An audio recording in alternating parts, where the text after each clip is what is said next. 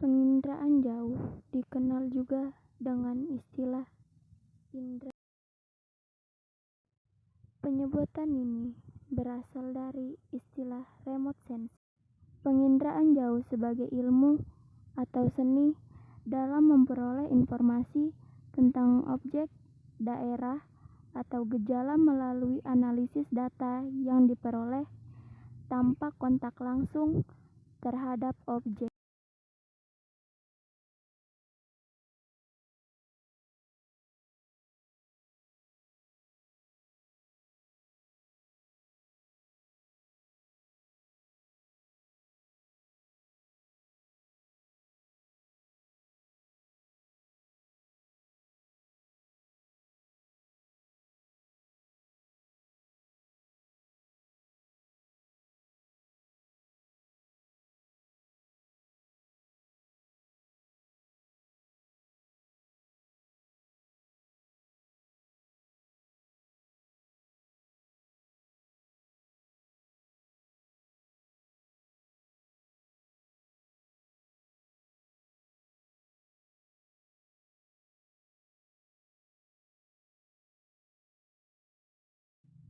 Perhatikan gambar berikut. Gambar tersebut menunjukkan sistem penginderaan jauh yang tersusun atas berbagai komponen sebagai suatu sistem. Komponen-komponen tersebut menjadi satu kesatuan. Jika satu komponen tidak berjalan sesuai fungsinya, kita dapat mempelajari penjelasan berikut untuk memahami komponen penginderaan jauh. Yang pertama, sumber tenaga. Sumber tenaga memancarkan gelombang elektromagnetik yang dipantulkan menuju sensor.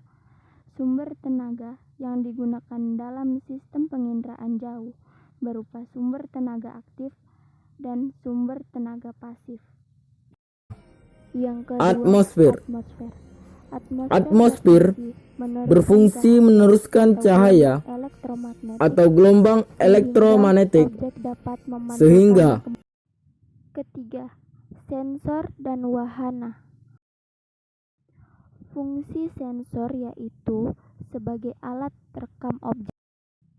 Kemampuan sensor dalam menangkap gambar suatu objek disebut resolusi spasial. Semakin baik kualitas sensor yang digunakan, resolusi spasialnya semakin tinggi. Alat yang digunakan untuk membawa sensor atau alat perekam disebut wahana.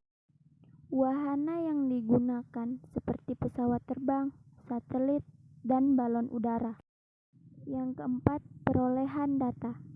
Data yang diperoleh dari proses perekaman dapat berupa data visual dan data digital. Data visual disebut juga data analog dalam bentuk gambar. Data digital merupakan hasil perekaman dalam bentuk angka dan dapat menunjukkan nilai kecerahan dalam setiap piksel. Dan yang terakhir, pengguna data. Data hasil penginderaan jauh digunakan untuk analisis keruangan. Penggunanya bisa perorangan, kelompok, atau pemerintah. Data hasil perekaman digunakan untuk studi penelitian ilmu. Kemampuan penggunaan data dapat menginterpretasikan citra jadi kunci keberhasilan tersebut.